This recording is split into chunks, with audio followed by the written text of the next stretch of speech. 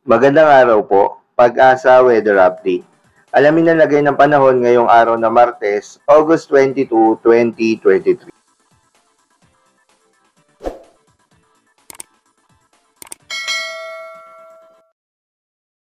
Magandang umaga sa ating lahat. Ngayon ay August 22, 2023 at narito ang update ukol sa maging lagay ng panahon sa susunod na 24 oras.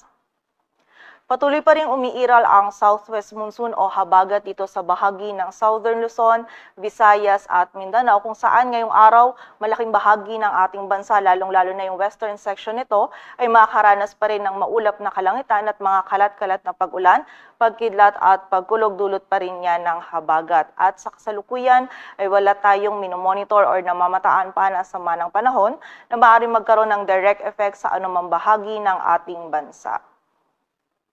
At para nga sa maging lagay ng panahon ngayong araw ng Martes, maulap na kalangitan at magiging mataas din yung tsansa ng mga pag-ulan, pagkidlat at pagkulog dito yan sa may western section ng Luzon, partikular na yan dito sa Metro Manila, Zambales, Bataan, Cavite, Batangas, maging dito din sa bahagi ng Mimaropa, kung saan as early as this morning is posible na po tayong makaranas ng mga pag-ulan.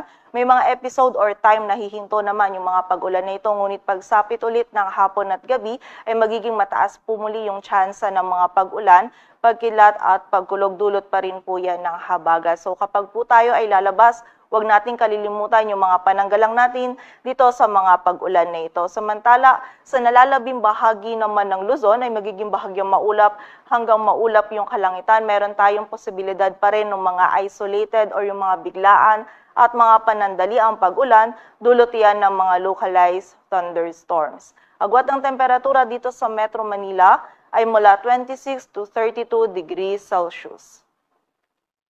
Samantala sa bahagi naman ng Visayas at Mindanao ngayong araw, ang buong bahagi ng Visayas at Mindanao ay makaranas pa rin ng maulap na kalangitan at magiging mataas pa rin yung tsansa ng mga pag-ulan or meron pa rin tayong mga kalat-kalat na pag-ulan, pagkilat at pagkulog dulot pa rin yan ng habagat. So pag-iingat po para sa ating mga kababayan sa posibilidad ng mga pagbaha at pagguho ng lupa. Agwat ng temperatura sa Cebu ay mula 25 to 32 degrees Celsius at sa Davao naman ay 25 to 31 degrees Celsius. At para naman sa lagay ng dagat baybayin ng ating bansa, wala tayo nakataas na gale warning kaya malayang makapalaot yung mga kababayan nating mangingisda, pati na rin yung may mga maliliit na sasakyang pandagat.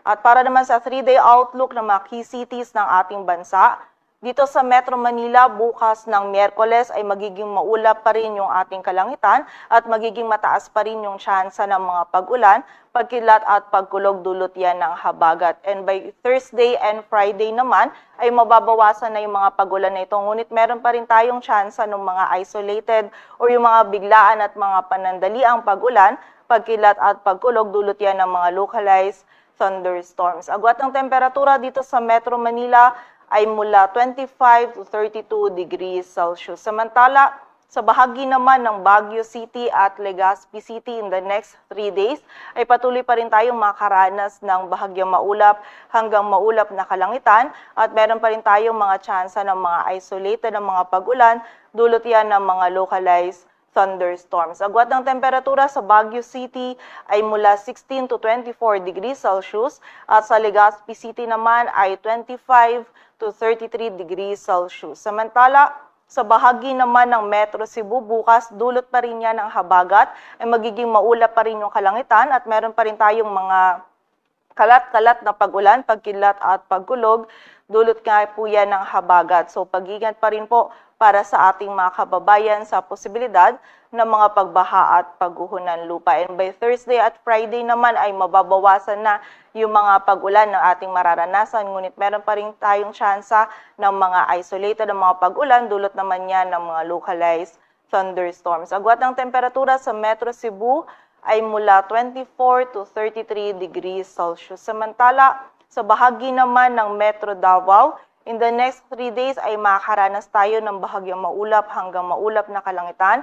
Meron pa rin tayong tsansa ng mga isolated or yung mga panandalian at mga biglaang pag-ulan, dulot yan ng mga localized thunderstorms. And during severe thunderstorms, yung mga pag-ulan na ito ay posible pa rin maging katamtaman hanggang sa malalakas na pag-ulan na maaaring magdulot ng mga pagbaha at pagguho ng lupa. So pag-iingat pa rin po para sa ating mga kababayan. Agwat ng temperatura dito sa Metro Davao ay mula 24 to 33 degrees Celsius.